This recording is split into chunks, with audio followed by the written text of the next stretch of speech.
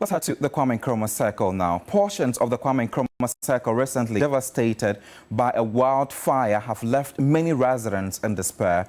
Among those affected are Mary Bazoktime, an 85-year-old charcoal seller, and Joyce Stingma, a 38-year-old mother, both of whom lost almost everything. As the community grapples with the aftermath, the residents remain deeply worried about their future and the challenges of rebuilding their lives.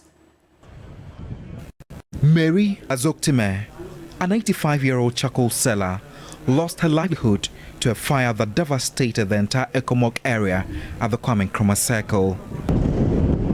Now, she and her grandchildren are left with nothing, without a roof over their heads.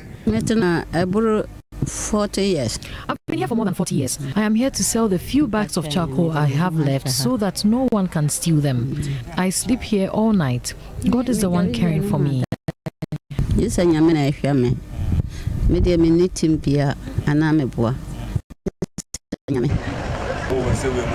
Coupled with a knee problem, it has been a tough time for her to get her life back together. She hopes to be allowed to rebuild her structure to hold body and soul together.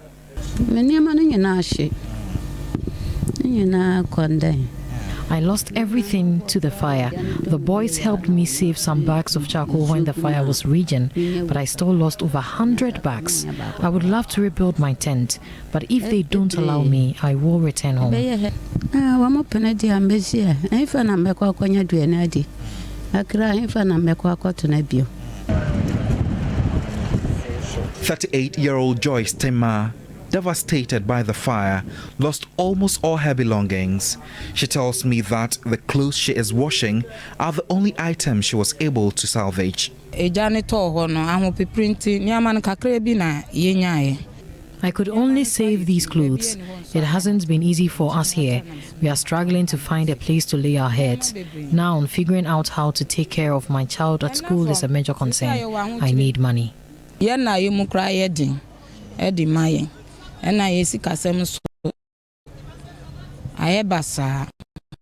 She hopes some compensation will come her way to help her return to normalcy.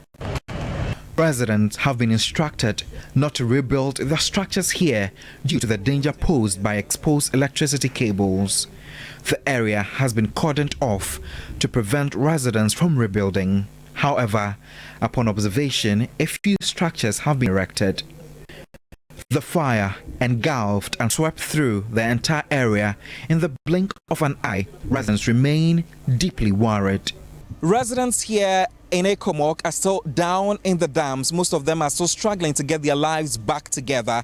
Auntie Mary, who I have been speaking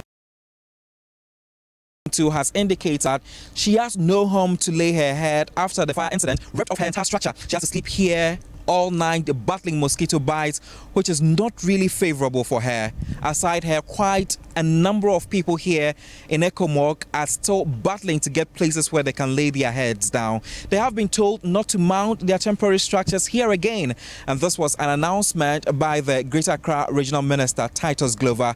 They are hoping that a place will be given to them so they can get their lives back together again. On Wednesday, June 5, 2024, the fire destroyed wooden structures near the railway line, causing a power outage in Adabraka, Newtown and surrounding areas.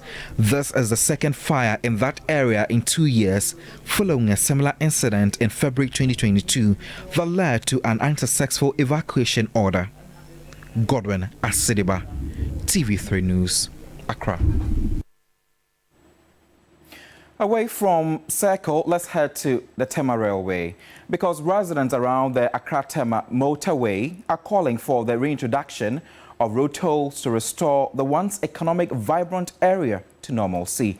They lament more than 20 road crashes were recorded this year alone due to the free flow of vehicular traffic as a result of the absence of the toll booth. George Quaining has more.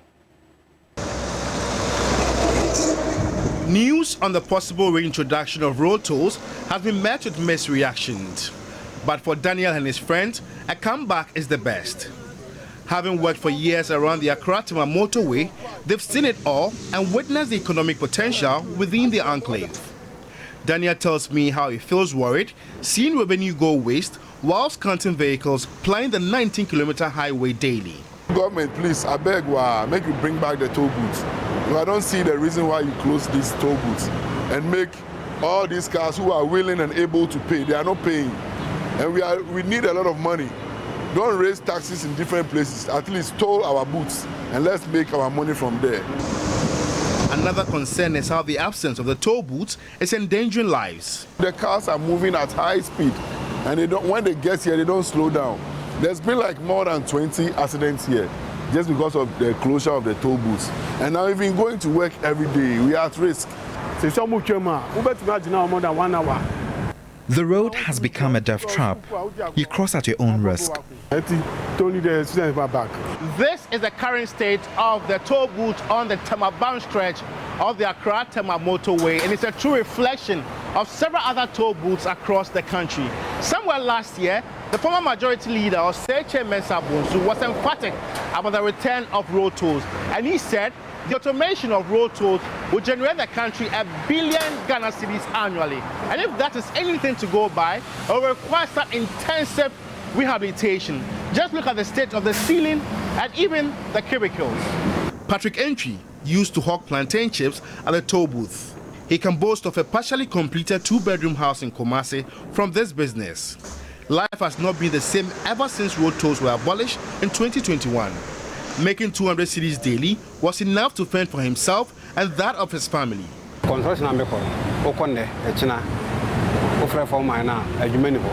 The construction work I do now is not paying like the hawking. I pray road tolls are reintroduced so I can go back to the old trade. Flag bearer of the New Patriotic Party, Dr. Mahmoud Bawumia, in a recent campaign tour of the Volta region, proposed the reintroduction of road tolls. Likewise, the Roads and Highways Minister, Francis Asensu-Boakye, made a case for road tolls as a catalyst for developed road network. It appears the discussion on the comeback of road tolls will continue to spark emotions out of people, particularly when its abolishment was substituted with e-levy. Research on revenue generation has shown that e-levy has not lived up to expectation, and so for many, it is only right for government to scrap it for the road tolls. But it's only time that can tell. George Quaden, TV3 News, Accra.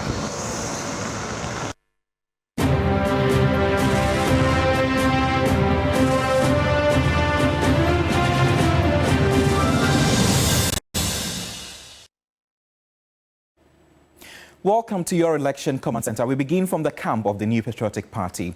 Flag bearer of the ruling New Patriotic Party has pledged to reform the country's tax system in his bid to bring relief to importers and businesses. Dr. Mahmoud Bawumia, at an engagement with spare parts dealers in Suame, said the introduction of the flat tax system, among other interventions, is geared towards creating an enabling business environment in Ghana.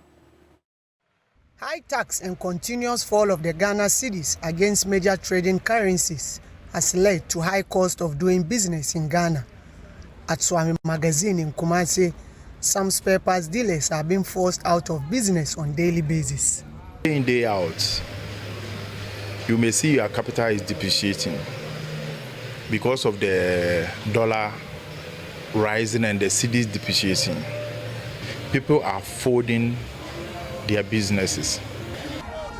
The flag bearer of the New Patriotic Party, as part of his campaign tour in the Ashanti region, visited the industrial enclave to outline his vision to the dealers and importers when voted into office. Ghana, your tax system no, a high dream. Say the businessmen here can. The percentage tax system for Ghana. I want to introduce a new tax system in Ghana called flat tax system beginning 2025. I also want to change our import duty regime because it doesn't allow importers to plan for a duty cost. I want to ensure a predictable duty, so the port charges will be flat rate in cedis. Togo port charges less import duty compared to Ghana, so some importers use the Togo port and smuggle goods into the country. Policy Ghana duty cannot be higher than Togo duty. For the spare Swami magazine have welcomed the decision of the MPP flag bearer to bring some sort of relief to them by reducing the import charges and also restructuring the tax system. The spirit of unity is very down and very low in this country because of what we are going through. So the new invention of the freight rate duties at the port is going to help a lot, because as I'm talking to you, any duty that is done at the port is linked to the dollar. And since the dollar cannot be stabilized, over the years, anytime there's an increase in the dollar, it means your duties are going high. When you check for about West Africa or the whole Africa, the Ghana port charges are higher than all the ports. So we don't know why. So if he was saying that if now they are going to look at for the Togo and the Ghana, so our own is going to be lesser than Togo, then it's going to help us a lot. Nobody is going to bring the or is going to offload the goods from Togo or Burkina. Dr. Baumia and his campaign team also engaged with traders at the Kumasi Central Market and assured them of introducing policies that will improve their livelihoods. Ibrahim Abubakar, TV3 News, Kumasi. Away from the NPP, leader of Movement for Change, Alan Kwadwo Kyerematen, indicates if elected, his government will make the 5 regions of the North the food basket of West Africa. According to him, agriculture and industrialization are the 2 drivers of every economy, and his government will leverage on them to create jobs. He was speaking during his tour of the northern region. According to Alan Kyerematen, the 5 regions of the north are endowed with vast arable lands suitable for commercial agriculture. He emphasized that agriculture and industrialization is the solution to the economic challenges in the country. They are looking for change because they want progress, they want development for Ghana. They want to better their lives. Ghana has oil and gas. Out of oil and gas, we can get plastics. So if we can add value to our bauxite, add value to our iron, and add value to our oil and gas, you get all the raw materials that you need for your work. On import duties, Mr. Alan Kyerematen reiterated his commitment to ensuring a duty-free regime in his first 2 years in office as a president. The cost of spare parts alone is putting you out of business. And that is why I've made a commitment that if Alan becomes president,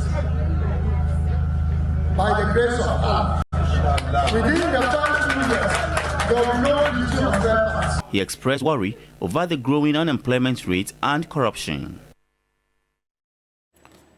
Leader and founder of the All People's Congress, Hassan Ayaruga, is urging Ghanaian voters not to be carried away by the desperate promises by the presidential aspirant of the NDC and NPP ahead of the 2024 elections. At a news conference in Accra, the APC leader said the current state of the economy is a clear testament of the sheer incompetence and lack of managerial skills of the president and his appointees.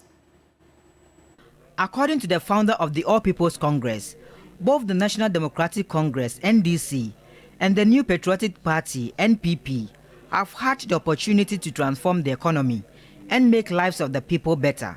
But that has not been the case.